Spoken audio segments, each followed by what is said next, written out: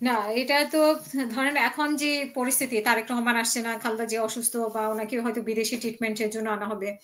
তো সেই ক্ষেত্রে আপনার কি মনে হয় রাজনীতিতে কোনো প্রভাব পড়বে নির্বাচনে? আমরা পাশাপাশি দেখছি যে বিএনপি নির্বাচনের প্রস্তুতিও নিচ্ছে।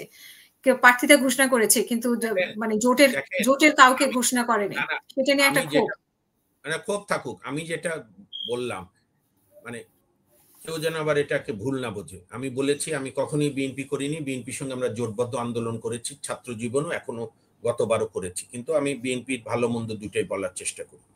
বিএনপি যে নির্বাচনের ব্যাপারে কত আন্তরিক এটা তো বোঝা যায়, গত বৃহস্পতিবারে এরকম দুঃসময়ের মধ্যে ওনারা আরো 35টা আসন ঘোষণা করেছে। ৩৬ টা। হ্যাঁ ৩৬ টা। হলো, আগে করেছে কয়টা? 235টা। ২৩৭ টা করেছিল, একটা স্থগিত করেছিল। ২৩৬ টা আগে ছিল। এখন হচ্ছে আবার 35 তাহলে কত হলো? ৩৬ টা। 200, তো 271, ২৭২ টোটাল। 272 আর আর আর আছে 28টা। ২৮ টা। আর 28টা হয়তো ডিক্লেয়ার করবে। তো যাই হোক, আমি বলছি যে নির্বাচন নিয়ে তো কেউই বলছে না, জামাতও তো নির্বাচনী জনসভায় নেমে গেছে। এই যে আমি আমার বাড়ি গিয়েছিলাম উত্তরবঙ্গে গাইবান্ধায়, প্রত্যেকের ব্যানার পোস্টার, তো নির্বাচনী আবহাওয়া তো শুরু হয়ে গেছে আমার মনে হয়।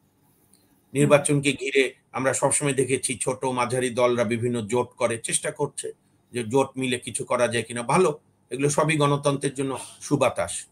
ভোটটা সুষ্ঠুভাবে হোক, যদিও হওয়া খুব কঠিন, এই সরকার পারবে কিনা, তবু আমরা ভরসা রাখতে চাই, আল্লাহর কাছে প্রার্থনা করতে চাই। ভোট ছাড়া তো আমাদের বাংলাদেশের আর নতুন কোনো পথ নেই।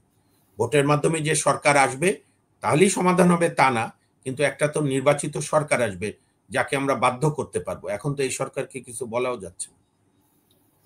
কিন্তু অনেকে তো বলছে যে ভোট নিয়ে সন্দেহ করছে। তারপর আবার এই যে তারেক রহমান আসছে না, বিএনপির হাল ধরবে কে? মানে এইসব নিয়েও তো অনেক কিছু দেখেন আলোচনা তারেক হচ্ছে। রহমান তো তারপরে যারা বেগম জিয়া, যুগপৎ আন্দোলনে ছিল তাদেরকে মূল্যায়ন করা হচ্ছে না। না না শোনেন, এরকমও তো অভিযোগ মূল্যায়নের কি উঠেছে। আছে? আন্দোলন কি করেছিল এমপি হওয়ার জন্য? কি মুশকিল। আমি একটা শোনেন, আমি আমার একটা মনে খুব প্রশ্ন হাসিন আক্তার, আপনার দর্শকদের সঙ্গে শেয়ার করি। বলেন। বিভিন্ন সাংবিধানিক প্রতিষ্ঠানের সর্বোচ্চ ব্যক্তি যারা দায়িত্ব পালন করেছে অতীতে বর্তমানে, তারাও শুনছি বিভিন্ন পদ থেকে পদত্যাগ করে এমপি ইলেকশন করবে। হাইকোর্টের সাবেক বিচারপতি যারা দেশের সর্বোচ্চ সাংবিধানিক পোস্টে ছিল, তারাও এমপি ইলেকশন করবে। অন্যান্য পোস্টেও বিশ্ববিদ্যালয়ের উপাচার্যরাও, সাবেকরাও। কি মধুটা কি আছে? তাহলে এটাই তো ইউনূস সাহেবের এই আপনার কি নাম, এই যে ইউনূস সাহেবের যে ব্যক্তিগত সরি শফিকুল আলম। উপদেষ্টা, না শফিক না উপদেষ্টা যে, আচ্ছা উপদেষ্টা রেজওয়ানা এই যে আলী রিয়াদ যে ঐকমত্যের আলী রিয়াজ। কমিশন, হুম। এই যে ভাতের হোটেল বন্ধ হওয়ার পর যে আরেকটা হোটেল চালু ছিল হুম। ওই অতিথি ভবনে, আরো ভালো। এটা আমরাও বলিনি যে ৭১ জপেন, আমরা হুম। বলেছি আমাদের বিজয় দিবস আসছে ১৬ই ডিসেম্বর, সেইটাকে জাঁকজমকভাবে উদযাপন করা হবে, কারণ আমরা স্বাধীন রাষ্ট্র পেয়েছি ১৯৭১-এর মহান মুক্তিযুদ্ধ। আপনারা, আমার দর্শকদের বলি, আপনারা একটু ইতিহাস পড়বেন। এই যে কুর্দিস্তানের আন্দোলন গত ১০০ বছর ধরে চলছে। কুর্দিরা প্রতিবারই কোনো না কোনো শক্তির বিরুদ্ধে লড়াই করে। লাস্ট বর্বর আইএসআই বিরুদ্ধে লড়াই করেছিল পশ্চিমা বিশ্বের সমর্থনে, অন্যান্য দেশের সমর্থনে। যে আইএসআরা পরাজিত হয়ে চলে গেছে, পশ্চিমা বিশ্বরা তাদেরকে প্রতারণা করে। এখনো কুর্দিস্তান তাদের স্বাধীন দেশ পায়নি। কুর্দিরা আছে মূলত তুরস্ক, ইরাক, ইরান এবং সিরিয়ায়। সো একটা দেশের স্বাধীনতা এটাকে অবজ্ঞা করার বিষয় না। এটা যদি না বুঝে থাকেন বই টই পড়েন। আর হুম। যদি আপনি চেতনায় মনে করেন যে আপনি মুক্তিযুদ্ধ মানেন না, that is up to you, তাতে মুক্তিযুদ্ধের কিছু যায় আসে না। আর মানে আমার আমাদের আরেক, দেশের বিজয়ের মাস সেটা আমরা উদযাপন করব বা আমরা একটা আবেগ কাজ করে আমাদের।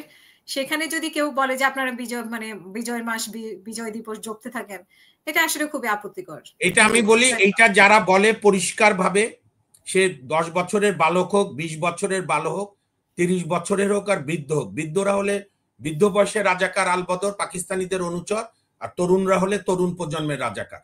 আমরা যেরকম তরুণ প্রজন্মের, বা এখনো তো আমাদেরও ৫০ হয়েছে, আমরা যেরকম মধ্য বয়সের মুক্তিযোদ্ধা, এটাও তাই। এটা ফ্যাক্ট স্টেট। জি। ওই দেখবেন কালকে রাশিয়ায় কত দ্বিমত। এই মহাত্মা গান্ধীকে হত্যা করেছিল নরেন্দ্র মোদীর পূর্বসূরীরা, জঙ্গি হিন্দুরা। অথচ কালকে পুতিন খালি পায়ে মহাত্মা গান্ধীর সমাধিস্থলে গিয়ে শ্রদ্ধা নিবেদন করেছে। সারা বিশ্বের জাতির জনক বা স্বাধীনতা আন্দোলনের স্থপতিদের এভাবেই সম্মান দেয় রাজনৈতিক বিরোধিতা থাকা সত্ত্বেও। এবং বঙ্গবন্ধুর নানা সমালোচনা আছে, সেটা অব্যাহত চলুক। শাসক হিসাবে তার ব্যর্থতা অনেক।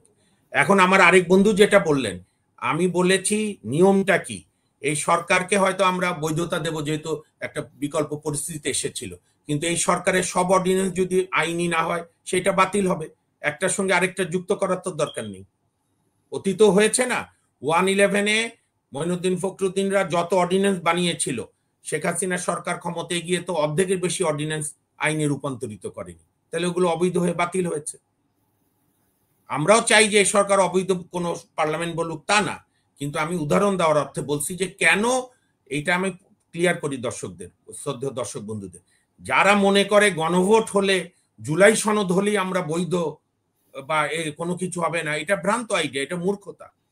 সবকিছু নির্ভর করছে আগামী পার্লামেন্টে বৈধতার উপর।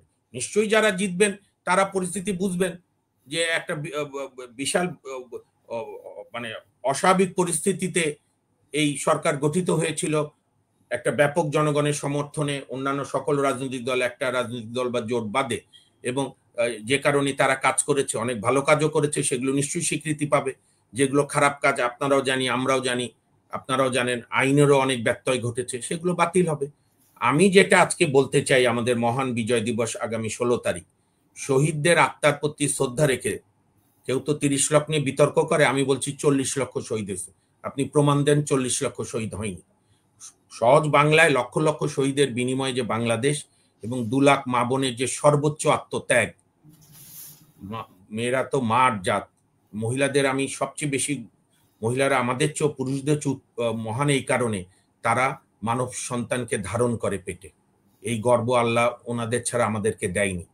এবং যে 9 মাস কষ্ট করে একজন ভদ্র মহিলা বাচ্চার প্রসব করতে, সন্তানের, এইটা মানে মানে মানবিক চমৎকার একটা বিশ্ব সভ্যতা। এবং এইটা আমার নিজের, আমার ওয়াইফের ছেলে মেয়ে, মানে আমার সন্তান ছেলে মেয়ে হওয়ার সময় আমি বুঝেছি আমার মার কি কষ্ট হয়েছিল। তো যাই হোক, তো সেই কারণেই এইটা, সেই 2 লাখ মা বোনের সম্ভ্রমের বিনিময়ে যে বাংলাদেশ, সেই বাংলাদেশে আমি প্রত্যাশা করতে চাই এবং দৃঢ়তার সঙ্গে, অন্তত পক্ষে হাসিনা আক্তার, আমরা বাঁচবো কি মরবো আমি জানি না, আল্লাহ যে কোনো সময় আমাদের মৃত্যু দিতে পারেন, এটা আল্লাহর হাতে।